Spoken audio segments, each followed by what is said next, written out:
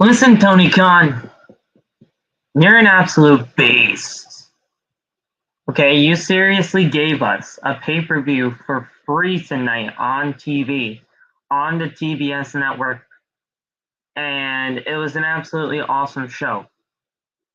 Other than the ending, I mean, we got a great Kali wannabe out there tonight. We were graced by the great Kali, or a wannabe of him, that is, the giant Satam, if I'm even saying that right. A former 7'3" NBA player, the first ever NBA player that was drafted out of India, graced his presence tonight on Dynamite after a stiff-ass match between Samoa Joe and Minoru Suzuki for the Ring of Honor Television Championship. It was one of the stiffest matches I've ever seen in my entire freaking life, and it was absolutely awesome. We also had CM Punk tonight going up against Pentagon Jr. or Penta Oscuro. And you know, CM Punk wants that world championship. As we all know, Hangman Adam Page will face Adam Cole this Friday on a live episode of AEW Rampage in a Texas death match for the world title. And CM Punk is looking like the next guy to go after the world title. I'm okay with it, but let's just see where it goes. And that'll be absolutely awesome. We had our horrendous debut tonight for Marina Shafir. Marina Shafir was bad in NXT, and Marina Shafir was bad here tonight. This was not a good match with Skye Blue. It's not really Skye Blue's fault. It's not really Marina's fault either. It's just Marina is just not that good in the ring. And that's just what it all comes down to. And I like to forget about it more than I would actually like to remember it. But speaking of something that I don't want to forget, was that AEW World Tag Team Championship match between reDRagon and Jurassic Express. All signs were pointing to a new champion tonight with the way Christian Cage has been acting, but we have still your tag team champions in Jurassic Express, and I'm okay with that. We'll go over everything tonight on the other side of this opener. This is the AEW Dynamite post-show review on Outside the Brand. I'll talk to you guys in just a little bit.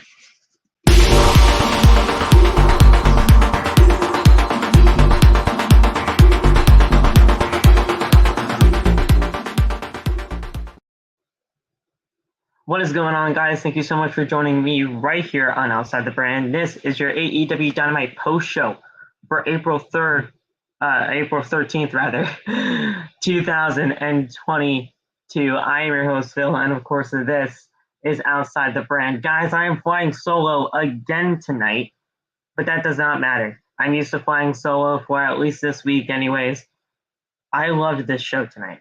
This show tonight was absolutely awesome. Tony Khan always puts on a great show, and considering that this was his New Orleans debut tonight, this was absolutely a great way to start off your show on that side of Louisiana. This was absolutely freaking awesome tonight. Tonight was great. We had that Ring of Honor Television Championship between Suzuki and Samoa Joe, and it was an absolute stiff match, stiff as hell. I have not seen a match that stiff in a very, very long time. To the people that call Minoru Suzuki the murder grandpa, you know, that's usually what people call him. That's absolutely disrespectful, and it should just stop right then and there. It's disrespectful to the work of Minoru Suzuki, and they put on one hell of a main event to close Dynamite tonight, and it was absolutely awesome. Sanjay Dutt and Jay Lethal brought out the gift that they promised Samoa Joe last week. It was nothing more than a middle finger and the great Kali wannabe. The great Satam, who's 7'3" and the first NBA player to be drafted out of India. He is now on AEW Dynamite, and I do not like it a single fucking bit. I don't. And I would not have liked this in WWE. I'm not going to like this in AEW. This shit is fucking disgusting. I hate when people like this come on in. It does not work. It does not work. And I'm going to be completely fair and honest with you guys. This is not going to work. I don't know how this is going to work. Really. We see what Omos does each and every single week on TV. We do the whole Omos chant and everything, the Omos call and the scream. But that's for a joke. That's funny. Omos is terrible. This, and we all knew what the Great Khali was. This guy is going to be the exact same fucking thing. He's going to be absolutely terrible. Well, technically, we don't know if he's going to be terrible or not. But I can't get behind it. If I'm not going to get behind Omos in WWE, how can I get behind the great Satam in AEW? I just can't. So I'm going to be doing this fairly, and we'll see what happens with him. But I just don't think it's going to work out at all. Seriously. But, you know, it was a great night tonight regardless. I think this was a fun night. The Tag Team Championship match was absolutely awesome. All signs pointed to new champions tonight, but we still have Jurassic Express as champions, and I'm okay with that. I'm perfectly okay with that. But we got to figure out what the heck is going to happen down the line between Adam Cole, Hangman Adam Page, Jurassic Express, and reDRagon. I mean, we still got to figure that out. We got to figure out what's going on with Christian, because Christian last week was flipping his shit, and now tonight he was fine. So I don't know what really happened there. FTR came out there for some strange reason, and that never really materialized in anything. But you know, we're going to figure everything out, and we're going to be talking about everything tonight that happened on the show. Make sure to follow us on social media. All the TikTok links are down in the description below. You guys can follow me wherever you have your social media at PhillyMatt_. That is where you can find me. That's Twitter and Instagram. Hit that subscribe button down below. Turn on the bell for all notifications. Make sure you guys go onto the channel and check out anything that you may have missed. The Monday Night Raw post show is live on the channel for you guys if you may have missed that. And you know, it was a great. That show felt more like a Raw after WrestleMania, but it was still a shitty show other than Cody, of course. I mean, what else is new? Cody Rhodes being the most interesting thing on TV. What else is new about that? But the Monday Night Raw review is up for you guys right now on the channel if you guys may have missed that. So go check that out if you may have missed it. Make sure to hit that thumbs up button. 10 likes minimum on the show tonight for the AEW Dynamite post show right here on Outside the Brand. Every like helps out the channel and the video so that it can get to more recommended pages so that we can get more eyes on Outside the Brand. So hit that thumbs up if you are ever so inclined to do. Make sure to go out there and support us on Bonfire. Bonfire.com, the exclusive home of Outside the Brand and its merchandise.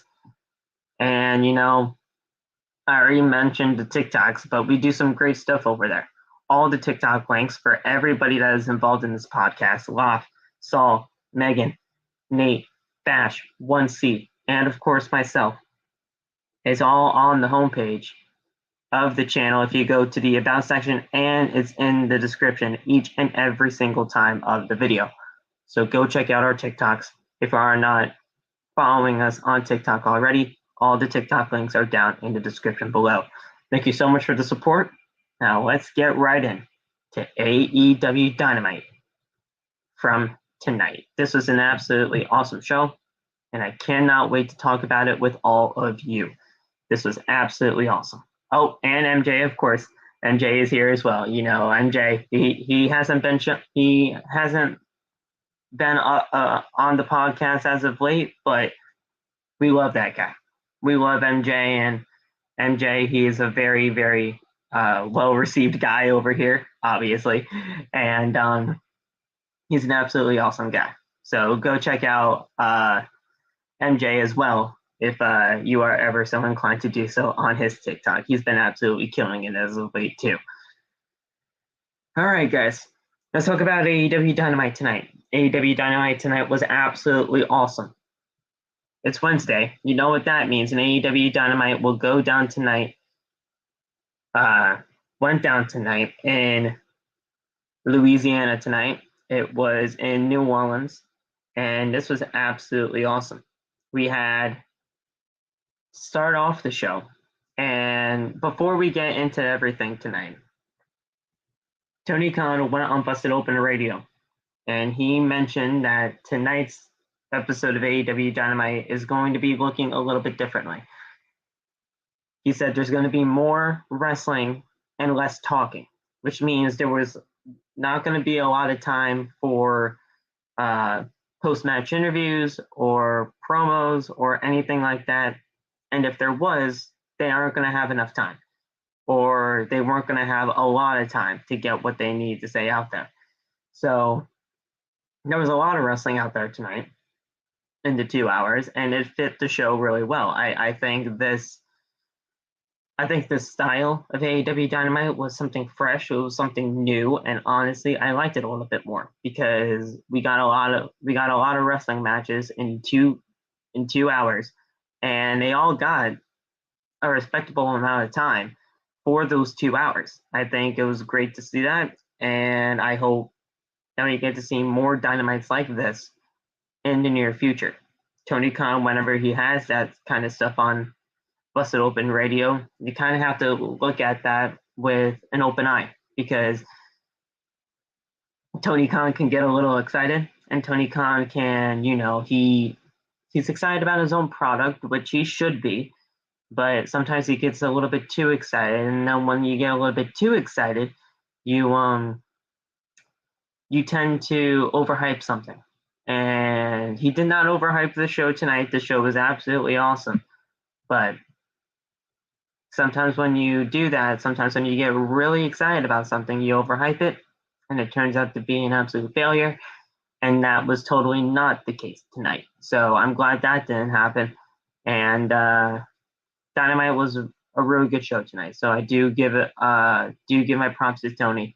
And it was an absolutely awesome show tonight. So let's get right into the official start of the programming tonight. We had CM Punk take on Penta, Oscuro, Zero Miedo, and CM Punk dueling chants start off the match. Both men stare down at each other, and Punk pushes Penta. Penta pushes back. Punk then, with a kick to the midsection, and chops it back and forth. Penta with the thrust kick, and then Penta hits a roundhouse kick into an arm drag cover for a 2 count. Punk then with chops. Penta then blocks the GTS and goes for an ankle lock. Punk then rolls through, sending Penta into the turnbuckles. Punk then with a rising knee strike in the corner, and then Penta hits a sling blade cover for a 2 count. Penta then goes throw Punk out of the ring, misses a baseball slide, and then Punk hits a tope suicida. We go back into commercial break. It was picture in picture, but when we came back, Penta blocks Punk off the top rope. Penta knocks Punk off the top rope in a very scary looking spot. That was kind of scary, but Punk was okay to go through the match. Penta with headbutts. Both men slip off the top rope. Like I said, a very, very scary spot, but Penta and Punk were okay. Punk is favoring his knee because he landed a little bit awkwardly there. Penta then goes right after the knee. Right hands, Punk's knee actually gave out there. And Punk blocks a right hand, and Punk hits a hurricanrana. Punk then with a rising knee strike. Penta blocks a GTS with elbows. Punk then blocks an arm drag, or an arm breaker, rather, and gets the Anaconda Vice in. Penta then gets to the ropes for a rope break. Both men trade strikes on the apron. Then Punk blocks a Fear Factor. and then he hits a roundhouse kick, and Penta falls into the ring. Punk then hits a flying clothesline, rising knee strike, lariat, and then Punk calls for the GTS, but Penta blocks it again. Penta with an enziguri, and then goes for the arm breaker, but Punk rolls him up for a 2 count. And then Penta hits a super kick, goes for a springboard, but gets caught in a GTS position and hits the GTS for the win. CM Punk with the W here, as he is continuing his quest for an AEW World Championship opportunity. This was an awesome match, mainly because even though that whole sequence on the top rope was kind of botched, and when they fell off, they had their plan set, and they continued to go on through the match, and honestly, that made the match better in a way, because they both were just absolutely awesome at what they do. CM Punk is absolutely awesome, and you cannot deny that. CM Punk knows what he has been doing ever since he came here to AEW, and Penta's Penta. He's absolutely great. CM Punk beating Penta is going to be absolutely fine for Penta. Once Rey Fenix gets back, we'll be able to get back into the whole Lucha Brothers aspect of that team, and we'll be able to get back into the swing of things with Penta. Him losing tonight to Punk is nothing to be ashamed of, and it was absolutely fine.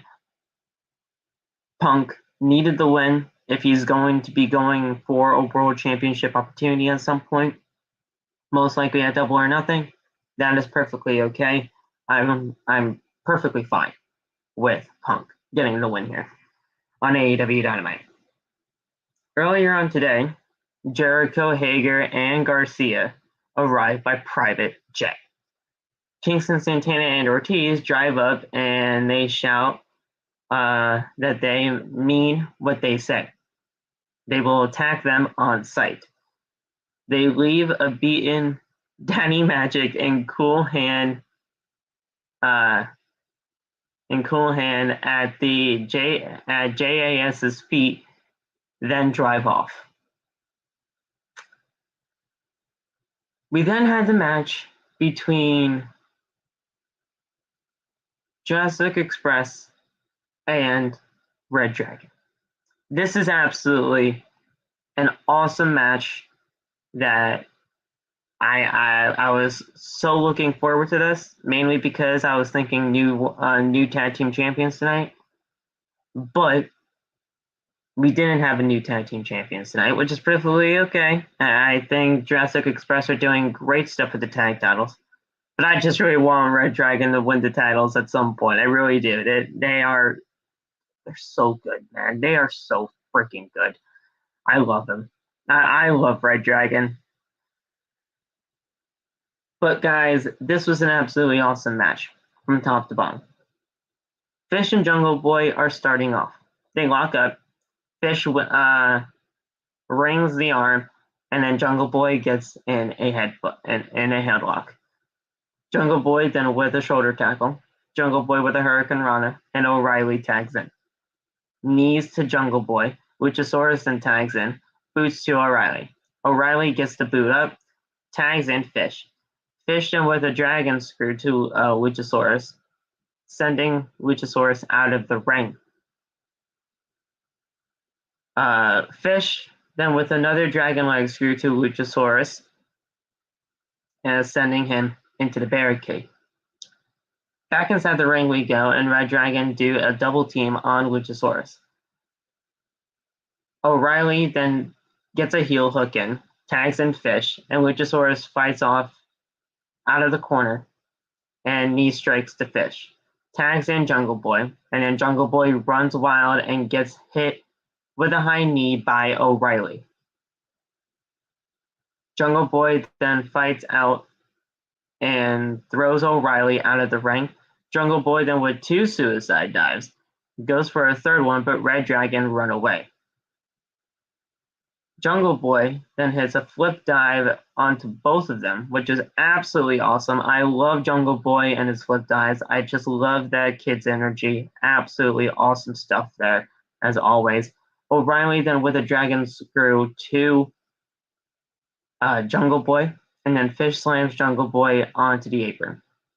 We come back from picture-in-picture break, and O'Reilly gets a cross arm breaker on Jungle Boy. Jungle Boy then escapes, and O'Reilly gets in, but O'Reilly gets another armbar in. Jungle Boy then rolls through and tags in Luchasaurus. Luchasaurus fights off both men, running back elbows in the corner. And Luchasaurus then with a German, a tail whip to Fish, and back and double clothesline to both men.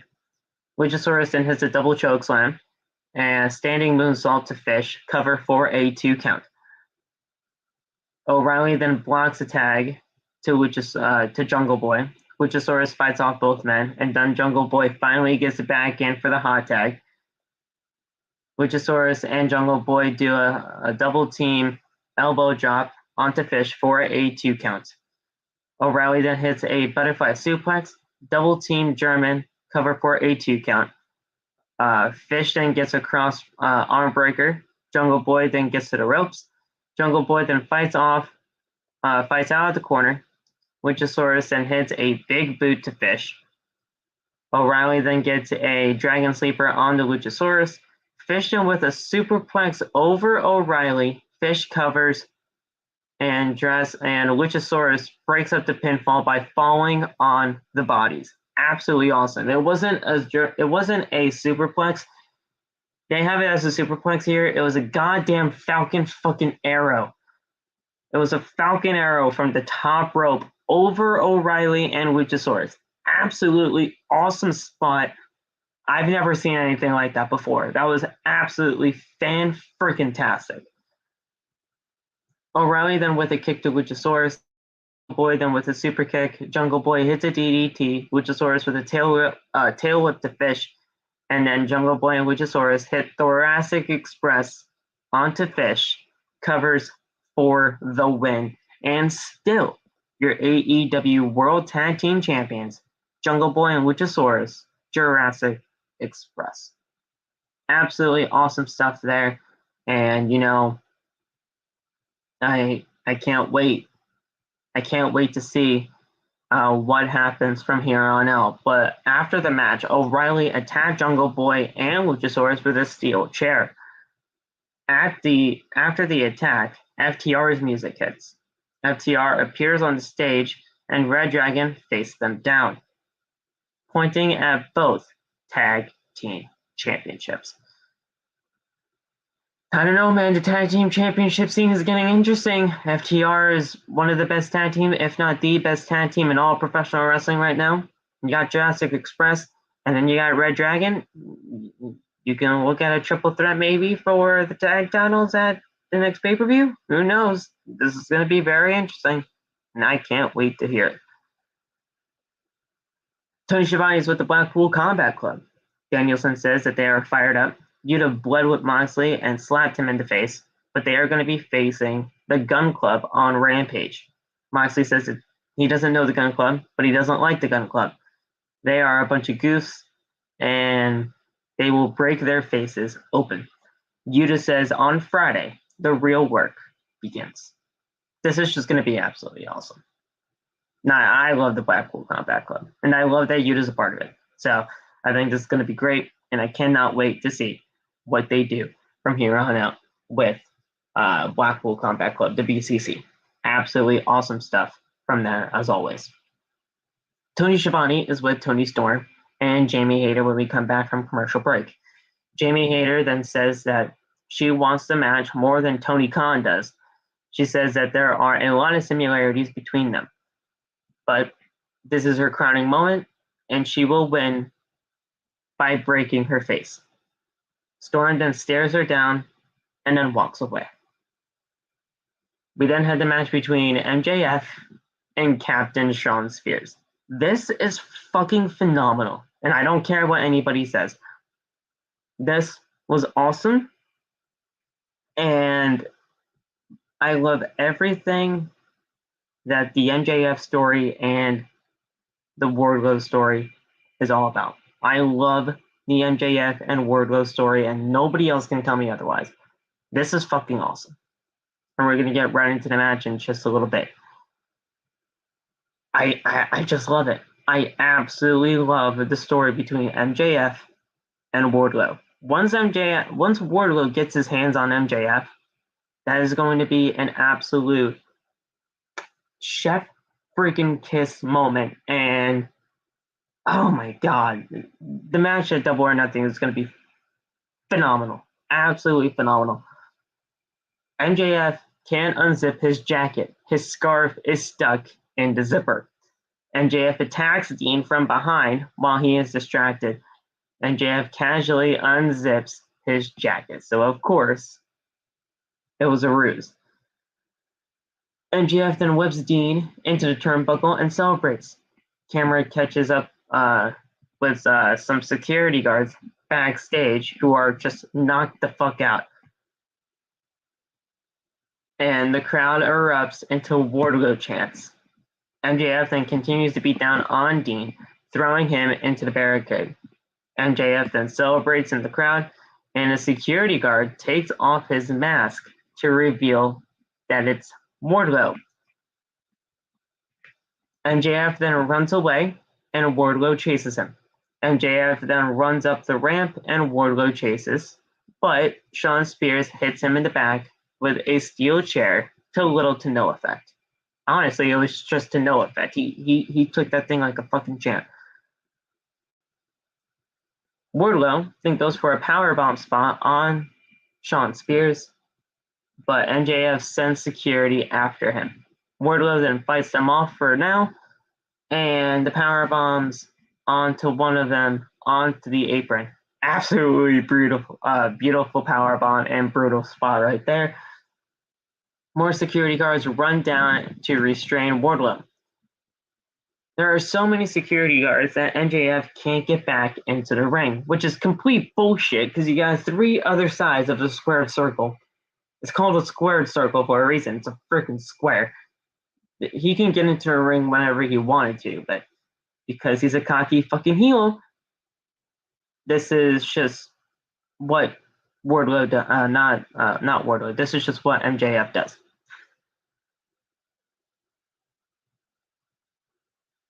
So, the referee is at a count of 9 at this point, and MJF gets on the mic and tries to pay off Bryce Remsburg. He says, listen, Bryce, I don't know what Tony Khan is paying you, but whatever it is, I'm going to triple it. Don't count to 10. Bryce Remsburg looks at the crowd. Everybody is yelling 10, like, say 10, say 10, say 10. And Bryce Remsburg counts MJF out. He says the number 10, and Captain Shawn Dean wins by way of countout. Fucking perfect. And I don't know what anybody says. Yes, this is a loss for MJF. It's by countout, so it's not like he legitimately got pinned. People are so fucking pissed off that MJF lost tonight. It's by countout. It's not that big of a deal. This is all to get the storyline between Wardlow and MJF that much more interesting. It's fine. It's absolutely fine. Captain Shawn Dean, he beat Shawn Spears. And now he beat MJF. This is some of the best weeks of Shawn Dean's life. And this is all because of the whole Wardlow and MJF story. This was fucking perfect. And I could not be more happy with the story, knowing what it's going to lead to. Wardlow is so fucking over. Wardlow is one of the most over guys in all of AEW right now, and it's completely organic. It's completely organic. After everything that we have seen Wardlow and MJF go through over the course of their tenure in AEW, with the way that everything's been going on, it's just a very, very organic reaction towards Wardlow now, and Wardlow is going to be an absolute star in this company. It's completely organic. And when you have a guy like MJF who just knows the fucking business, knows how to be the most cocky heel that I have ever heard, and then you have Wardlow who's just a natural babyface, this is going to be perfect. And once this match happens at Double or Nothing, it's going to erupt the place. I cannot wait for that match. I can't wait for that. And most likely, that'll be for a contract for Wardlow in AEW. And Wardlow is most likely going to win that match at Double or Nothing. I hope you guys understand that. But that's not going to hurt MJF a single bit. That's only going to enhance Wardlow and the meteoric rise that he has in AEW. This is going to be perfectly fine, and I think this was absolutely the right way to go here. Absolutely the right way to go. MJF did not get pinned, so the count-out victory for Shawn Dean was perfect. I loved it. MJF gets in the ring and pushes Bryce Remsburg. Shawn then pulls him away as they argue. Wardlow is continuing to fight off the security backstage. Wardlow is shouting into the camera that this will keep happening until he gets out of his contract.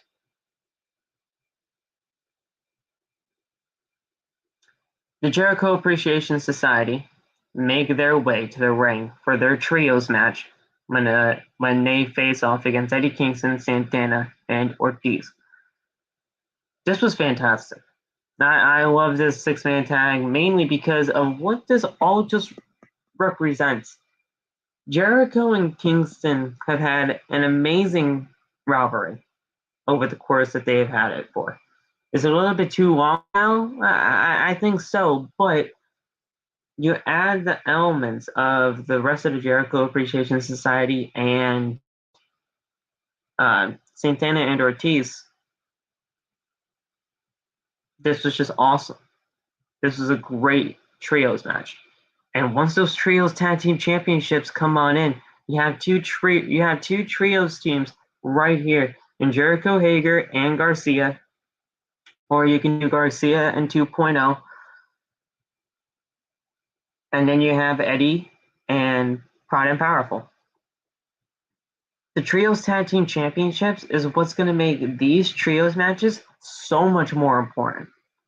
So much more important. And I cannot wait for when Tony Khan finally reveals those trios tag team championships, because we know it's coming. We know those are coming. It's just a matter of when Tony Khan wants to debut them. And you have to debut them soon. You have to debut them at least this summer, because there's just so many trios in AEW that it's going to make those trios championships so prestigious. I love the six-man tag team championships. And it should happen here. It should happen in AEW. I cannot wait if it does actually happen. Going on into the match, Jericho and Santana start off the match. Santana with a right hand to Jericho. Jericho then with chops. Santana with chops back. They're trading blows. Santana then gets the upper hand, and he does a takedown. Kingston and Ortiz run around the ring and take out Hager and Garcia. Santana with a back elbow to Jericho. Straight right hand. Then Kingston bites Garcia on the barricade. Kingston with a takedown to Jericho. Ortiz in with forearms to Jericho. And Kingston takes down Garcia on the outside. Hager then tags in, flattens Ortiz. Ortiz with a drop kick to the knee rolls up for a 2 count. Hager then drops down Ortiz, power slam, tags in Garcia. Jericho tags in, backdrop to Ortiz, cocky cover for a 1 count. Come back from picture in picture as Santana and Jericho are trading blows. Jericho then hits a dropkick. Jericho then with standing shots, giving the finger to Kingston. Jericho misses a lionsault. Jericho then blocks the tag, forearm. Ortiz with a big clothesline. Garcia then tags in and blocks the tag to Kingston. Ortiz rolls through and tags in Kingston regardless. Kingston with an enziguri to Hager. Butterfly suplex to Garcia. Tag to Santana. Santana hits the 3 amigos. Santana hits the frog splash and covers for a 2 count. Kingston would then chops in the corner to Garcia. Absolutely brutal chops in the corners, as always. Ortiz then tags in and hits the leg drop from the top rope. Kingston then wipes out Hager and hits a suicide dive. Santana then powerbombs Garcia into Jericho. Ortiz wipes out Parker and Maynard, who run down the ramp. Those are the 2.0 guys. It's the new names for them now, or at least the last names of them. Kingston tags in, strikes to Garcia, exploder suplex. Hager hits Kingston in the back with a baseball bat, and Garcia does a quick cover for the 3 count. Now, how is that possible with the baseball bat? The referee was distracted by the 2.0 guys. That's how. And then Garcia does a quick cover for the win. Absolutely awesome stuff here. You have to have the heels win here to emphasize the massive, massive win that, that the entertainers will lose to Kingston and Ortiz and Santana. You gotta have that big pop at the pay-per-view, right? So once this trios match probably happens again at the pay-per-view, at Double or Nothing, that's gonna be the end of the feud. Kingston and PNP are gonna go over, and this is going to be an absolutely awesome moment for those guys at the pay-per-view at Double or Nothing. This was absolutely great. I loved every second of it. The Jericho Appreciation Society beat down Kingston, Santana, and Ortiz after the bell. Judas effect to Ortiz and the JAS celebrate over the beaten bodies after the match has concluded. Marvez is backstage, and he's backstage with MJF. Marvez is laughing at MJF's loss. MJF shouts at Marvez. He is the prodigy, the phenom. He doesn't need sympathy. He has money, and that makes the world go round. Sterling then says MJF has the right to book Wardlow whenever he wishes. So MJF says, listen, that's a great idea. I'm putting you against the Butcher. So it's going to be the Butcher versus Wardlow next week. We know what's going to happen there. We know what's going to happen there. The Butcher is going to get his ass kicked by Wardlow, and we're going to have a powerbomb symphony, and this is going to be absolutely awesome next week on AEW Dynamite. I cannot wait to see Wardlow in that ring once again. Absolutely great stuff. My bad. I'm sorry about that, guys.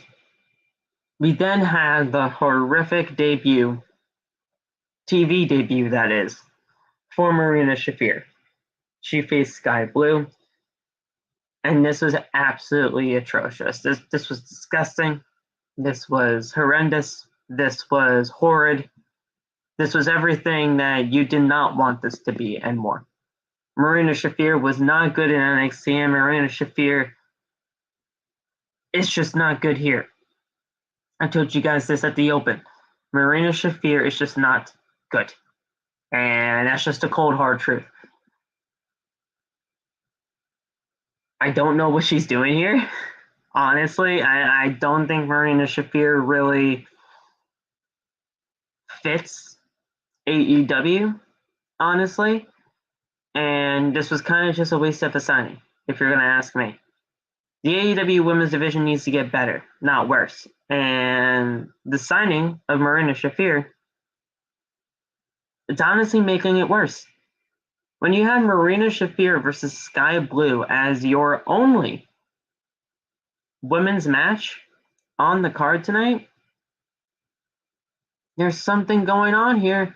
You have the story between Sheeta and Deeb. You couldn't do something with that? You have the Owen Hart Cup tournament, and we're still doing qualifying matches. You couldn't have done one here. Hell, Ruby Soho and Robin Renegade are doing a qualifying match on Rampage on Friday. You couldn't have put this here?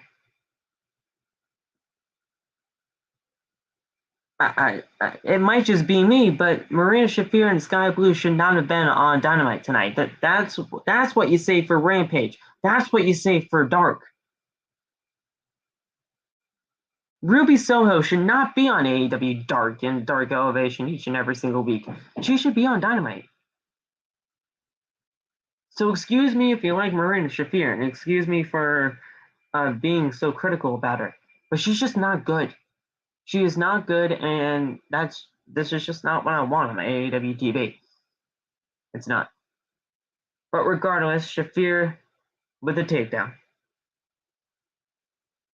Kira Hogan and Red Velvet are seen in the baddie section for Jade Cargill, as Marina Shafir will take on Jade Cargill in the next title defense to try to become 30-0. Blue then goes for a headlock. Shafir slams her down. Blue then tries to fight out, but Shafir hits an overhead throw. The baddie section shouts at Shafir. Blue then goes for a takedown, but Shafir with a palm strike. Shafir then rolls through with a triangle choke, and Blue immediately taps out. This is not good. This was not good. I don't know what the hell Red Velvet and Kira Hogan are doing there in the baddie section, and they have no association whatsoever with Marina Shafir or Jade Cargill, so I don't know what they were doing in the baddie section. This was just not good. This was not good all around, and I don't want this on my TV. I don't. Jade Cargill is still not paying attention backstage, so she just does not care. If Marina Shafir is going to be the one to beat Jade Cargill, I'm going to be severely pissed off. I will, because Marina Shafir does not deserve the win over a Jade Cargill. She doesn't. And I don't know what's happening here, but Jade Cargill better retain that championship whenever she does face Marina Shafir. Might be at Battle of Belts, might be on Rampage this Friday, who knows, but she better retain. She better retain. Hook is being interviewed backstage. Well, this was from earlier today. Before Hook can say anything, Mark Sterling and Tony Nese interrupt. Nese says that Hook was handed everything. Hook stands up, and Nese and Sterling walk away. Danhausen then appears from out of nowhere and tries to curse Hook once again. Hook then throws a weight ball at him and walks away. Hook's great, but we'll get his AEW Dynamite debut next week. It's going to be cool to see. I love me some Hook. We'll see what happens.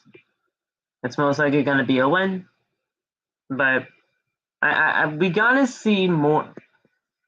We don't gotta see more Hook because more Hook is going to make him not that much more special. But what's the story here with Hook? What are we trying to get here with Hook?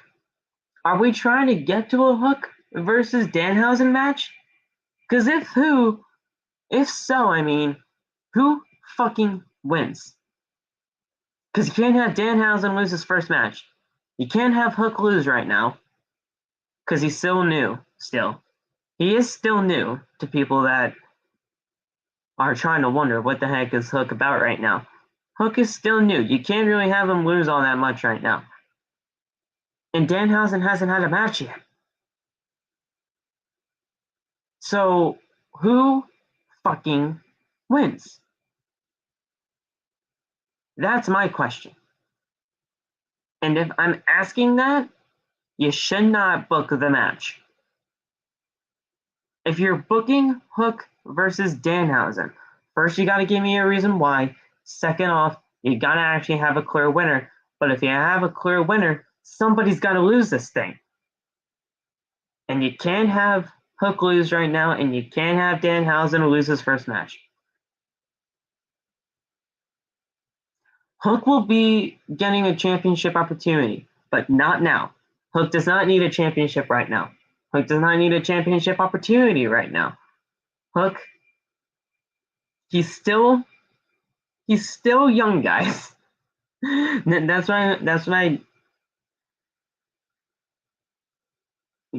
what I want you guys to understand. Hook is very young right now. Okay, he is 22 years old.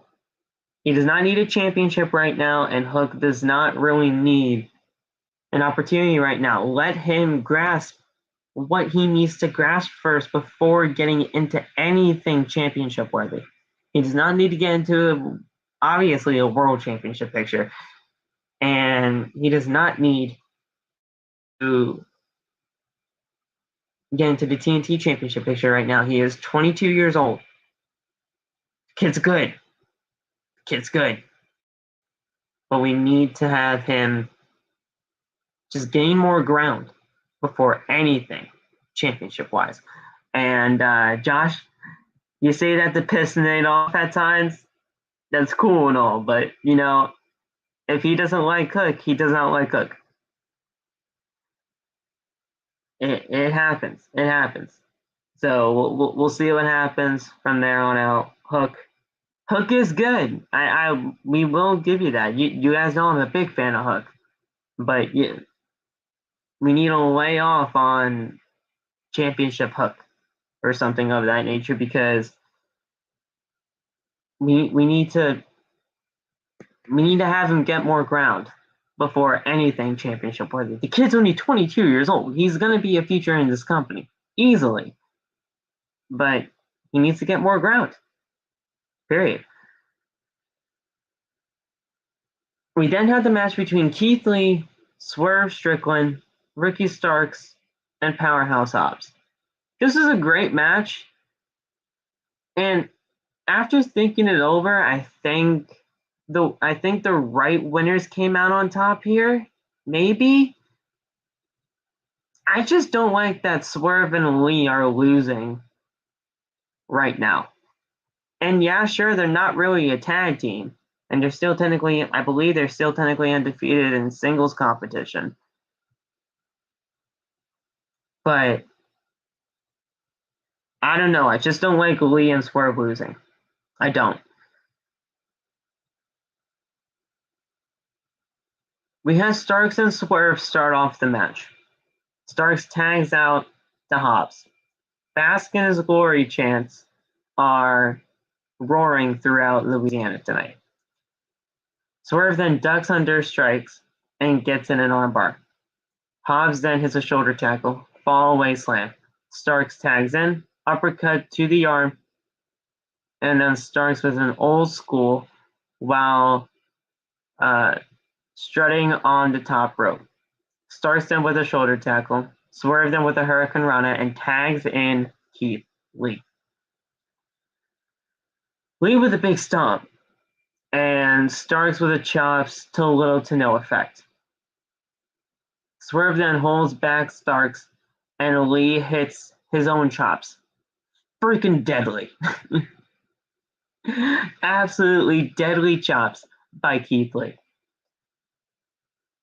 Swerve covers, not even a 1 count. Lee then tags back in. He hits Hobbs and throws Hobbs out of the ring.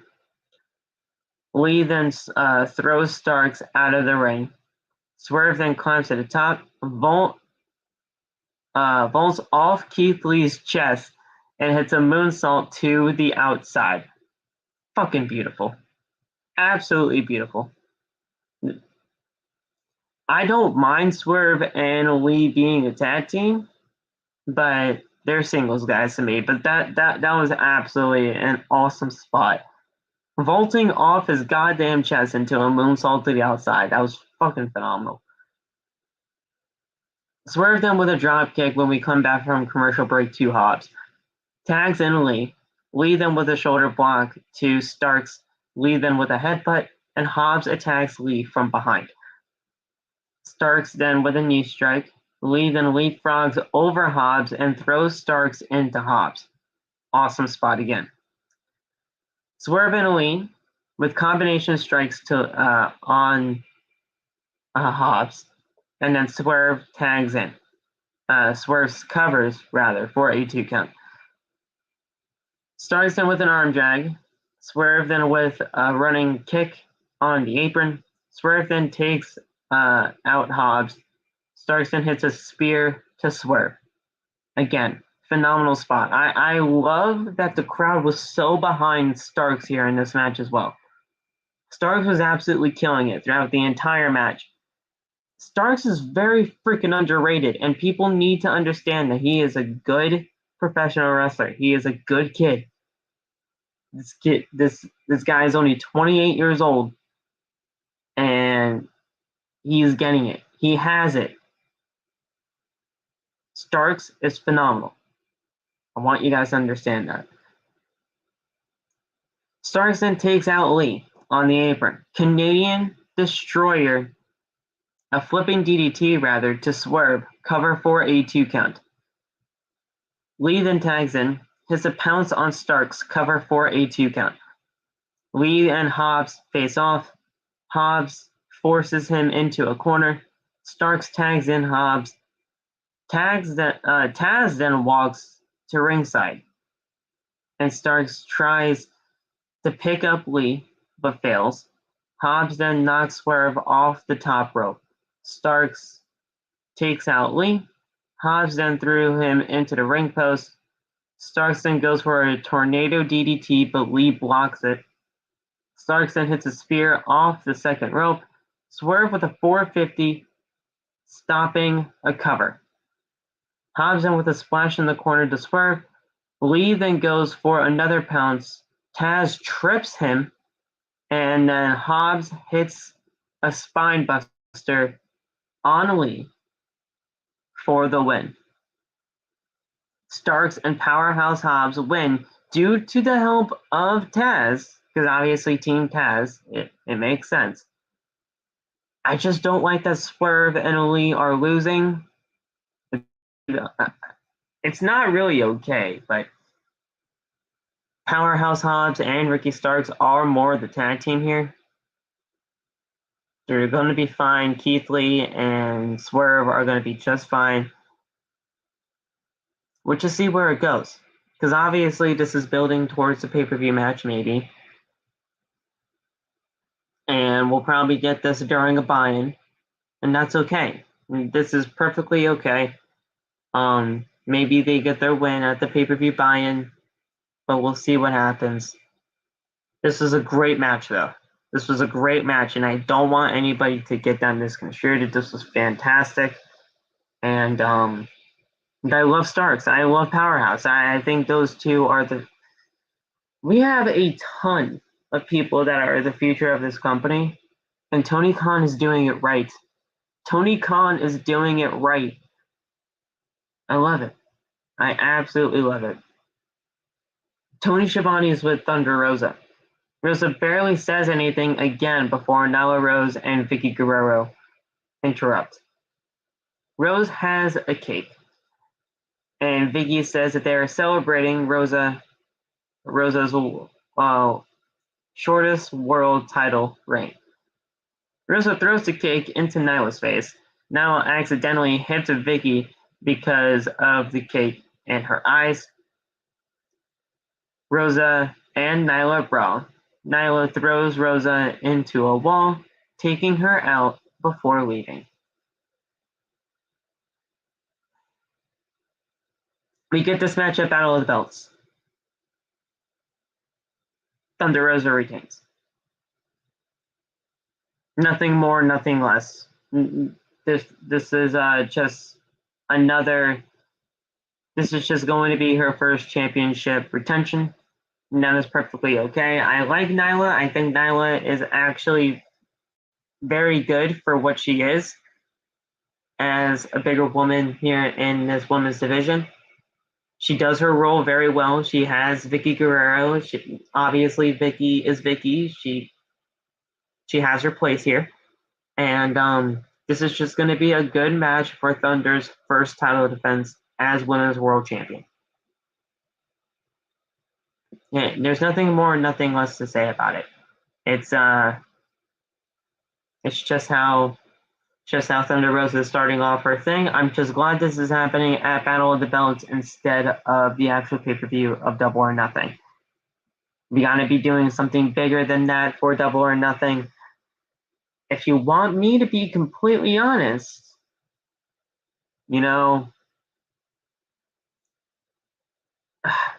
I would not mind seeing a Ruby Soho feud with Thunder Rosa. I would not mind that. I really wouldn't. I think Thunder Rosa and Ruby Soho, who's been killing it. We haven't seen it much because it's been on Dark, but Ruby Soho has been absolutely killing it. And I would love to see a Ruby Soho and Thunder Rosa feud. I think that would be great. We then had the Ring of Honor World Television Championship match between Minoru Suzuki defending against Samoa Joe. And this was fucking perfect. Perfect. Now, Minoru Suzuki coming on in, he obviously just won the championship. He won the championship at Supercard of Honor for Ring of Honor on April 1st. On April 1st, Ring of Honor Supercard of Honor was being presented. It's pretty much the re-debut of Ring of Honor, especially under Tony Khan. We all know what Ring of Honor Supercard of Honor brought us. An absolutely amazing show. It felt like an NXT takeover to me. Mainly because of just the absolute great action that we had for Supercard of Honor that night on April 1st. So he's only held the championship for about 12 days. But he was going up against Samoa Joe today. Samoa Joe was obviously 1-0 heading into this because he beat Max Caster in an Owen Hart Cup tournament qualifier, and he has his championship match. This was fantastic. This was stiff, and anybody that calls Minoru Suzuki the murder grandpa needs to stop, because that is an absolutely disrespectful take on what Suzuki does. And Minoru Suzuki is that fucking awesome. I love Minoru Suzuki. I think Minoru Suzuki is absolutely fucking perfect. I think he's great. I think he knows what he's doing inside that square circle. He knows how to be fucking stiff. And the Ring of Honor style fits Minoru Suzuki perfectly. This is just fucking great. And we're going to get right into the main event in just a little bit, but I do want to shout out everybody that's here in this chat. We see my boy Saul in there. We see my boy Josh in there. Josh, you're an absolute beast. You're here each and every single time. I love you, man. I seriously do. You're an absolute beast for coming here each and every single night that we are live here on the podcast. You're an absolute beast. I saw Mo in here earlier at the beginning of the stream. Mo, I don't know if you're here or not now, but you're an absolute beast as well. Anybody that shows up here on Outside the Brand, whether you're new or whether you're an OTB original, you guys are fucking beasts and I love you for it. Absolutely awesome people you are for being here on Outside the Brand each and every single time that we are live. Let's get right in to the main event tonight, and then that's going to be it for the show tonight. Hope you guys enjoyed this show so far. Let's get right in to the main event of AEW Dynamite. Minoru Suzuki defending the Ring of Honor World Television Championship against Samoa fucking Joe. Absolutely awesome stuff. So Joe made his entrance first, and huge Joe chants were happening. Jay Lethal and Sanjay Dutt are watching from ringside. Out next is the Ring of Honor World Television Champion, which is exactly the way it should be. The champion should not be coming out first. The champion should always come out second, and that's exactly what happened here. The Ring of Honor World Television Champion Minoru Suzuki made his full Kaze Niner entrance. I say full because the last time we saw Minoru Suzuki here on Dynamite, they cut off the Kaze Niner from the entrance, and people were really pissed off about it. So Tony Khan made sure that people heard the whole Kaze Niner part of the entrance. So good on Tony Khan for at least correcting that mistake. But then we have the match, and this was absolutely fantastic from top to bottom. Suzuki and Joe face off, trade blows, and they continue to chop each other in the chest repeatedly. Stiff fucking chops as well. Suzuki laughs at Joe's strikes. Joe then continues to hit the chops. Suzuki then hits chops of his own. Both men's chests are red and bruised and purple at this point. And we just started the fucking match. We just started the match, and they're red, they're purple, they're bruising up.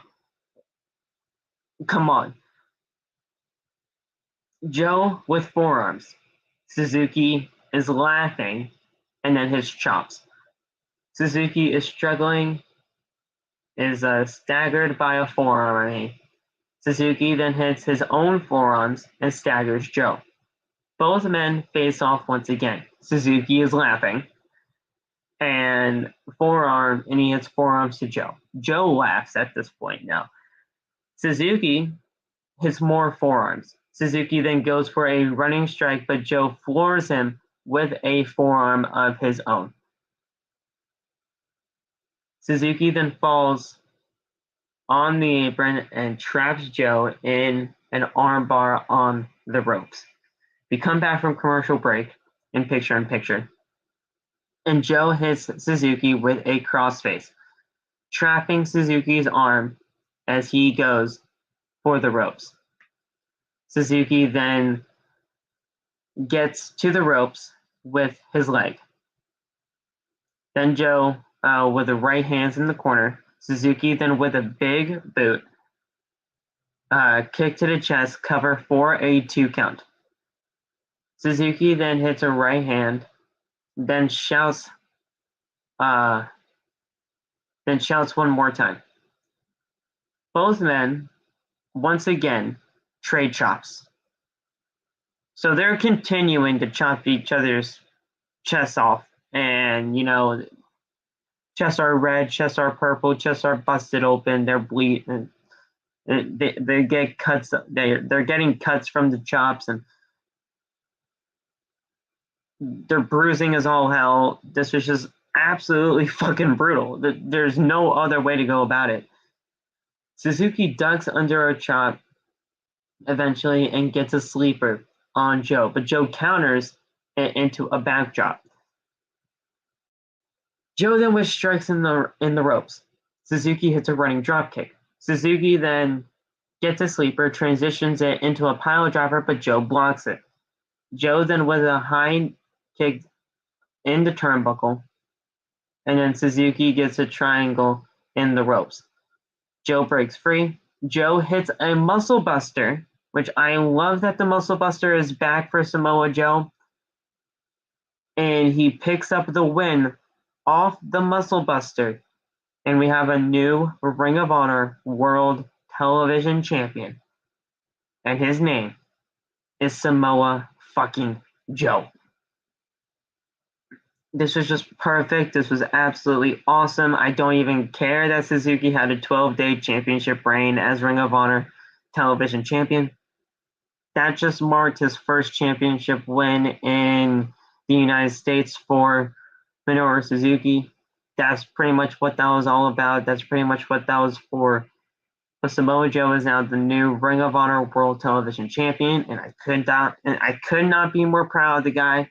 Samoa Joe got fucking screwed over in WWE. He got fired twice, and now he's a champion in Ring of Honor, pretty much in AEW. This was fucking phenomenal. I loved it.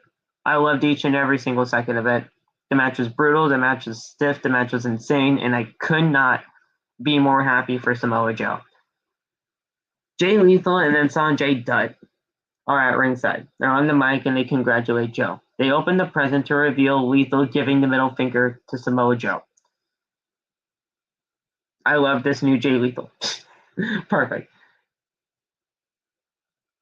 The lights then cut out, and Satnam Singh appears behind Joe and takes him out. Lethal and Dutt and Singh beat down Samoa Joe. Singh, who has been trained by Sanjay Dutt and Jay Lethal. Oh, no, that's just the end of that sentence right there. Singh has been trained under Jay Lethal and Sanjay Dutt, who are great trainers. They're great people. They're great people to be trained by. I'm not gonna be too harsh on that because Jay fucking Lethal and Sanjay Dutt, they're great people to learn from. But I just don't think it's gonna work out. I don't like that we're bringing this 7'3", over 400 fucking pound monster. I can't really call him a monster right now because we don't know what the fuck he's about. Former NBA player into AEW. I just can't get behind it.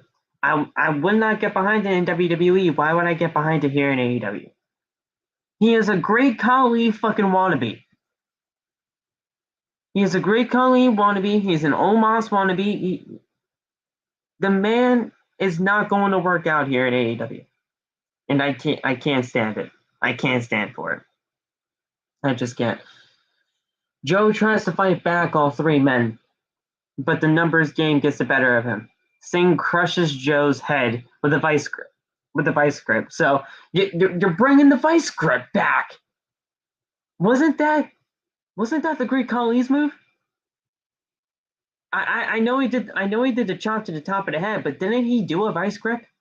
I guarantee you Khali did a vice grip. I know he did a chop to the head. I know he did that. He did the Punjabi chop or whatever the fuck he called it. But I fucking know he did a vice grip. I know he's done a vice grip before. So they're legitimately making him the Great Khali. Lethal then hit the lethal injection on Samoa Joe. Lethal, Dutt, and Singh celebrate over Joe's body as Dynamite fades to black and goes off the air. The show was great tonight, other than that ending. I hate that we have this 7'3" fucking NBA former player on Dynamite. I hate it. I do. And like I said, I'm not gonna get behind it if it was in WWE. So I'm not gonna get behind it in AEW. I'm fair, I'm honest, and I'm unbiased when it comes to these review guys. I am unbiased. This shit fucking sucked. Or at least the ending of it. The match was great. I love Samoa Joe as champion. I think Samoa Joe as champion was obviously the right call. And it's obviously going to enhance the story between Dut, Lethal, and Samoa Joe. Because of obviously their Ring of Honor history, he wins the Ring of Honor World Television Championship. It made fucking perfect sense. But this shit sucked. And I'm not going to get behind Singh until we figure out what the fuck he's about. Satnam Singh. Who the fuck is that guy? And what does he have to do with anything AEW? I don't know, man. I seriously don't know, but that's how AEW Dynamite went off the air tonight. We'll see what the fuck happens on Friday. We have AEW Rampage tomorrow at a special start time at 7 o'clock p.m. EST right before Friday Night SmackDown, which is that's absolutely perfect for me, honestly. I love it when Rampage happens before Friday Night SmackDown so that we can get this review started at 10 o'clock instead of 11 o'clock. Absolutely perfect there. And then we have Battle of the Belts on Saturday. So that's going to be great to see. And, you know, it's going to be an absolutely awesome next few days. Considering that I did not have an episode for you guys last night for Tuesday, I'm going to be doing an extra probably on Thursday. So stay tuned for that. I'm probably going to be doing one for Thursday. We might do an extra. We might actually do a Thursday's talk instead of, we usually do a Tuesday's talk. We might be doing something like that. But I'll let you guys know on Tuesday, and then Friday we obviously have the AEW Rampage and the Friday Night SmackDown post show. We'll do a review for Battle of the Belts on Saturday, and then Sunday is probably going to be nothing, and then obviously Monday Night Raw again. So that's going to be the rest of the schedule for Outside the Brand this week. And I hope you guys enjoyed what you heard tonight. Make sure to hit that thumbs up button. Make sure to hit that subscribe button. Turn on the bell for all notifications. Follow us on social media. All the TikTok links are down in the description below. Follow me on Twitter and Instagram at PhillyMatt_. You guys can go support us on bonfire.com, the exclusive home of Outside the Brand and its merchandise. And you guys can go rep OTB wherever you may go. Absolutely awesome stuff. And I cannot wait to talk to you guys possibly tomorrow for another episode of Outside the Brand. I love you guys so much. Hope you guys enjoyed what you heard tonight. Thank you so much for all the support.